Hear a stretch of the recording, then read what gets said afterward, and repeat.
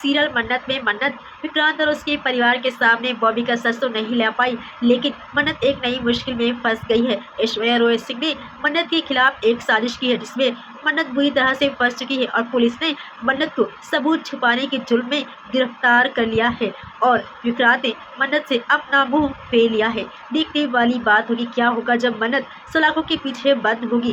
क्या विक्रांत मन्नत की हेल्प करेगा? तो बता दें कि शो के आने वाले एपिसोड्स में बॉबी शार्ली के भाई का किडनैप करने वाला है, लेकिन जैसे तैसे मन्नत शार्ली के भाई को बॉबी के चंगुल से छुड़ाने में कामयाब हो जाएगी। इसके बाद विक्रांत के घर पर एक प्रेस कॉन्फ्रेंस होगी, जहां पर सबके सामने शार्ली बॉबी के सच का खुलासा करेगी कि उसका गुनहगार कोई और नहीं बल्कि बॉबी सर है। क्या होगा जब विक्रांत के सामने ये सच आएगा?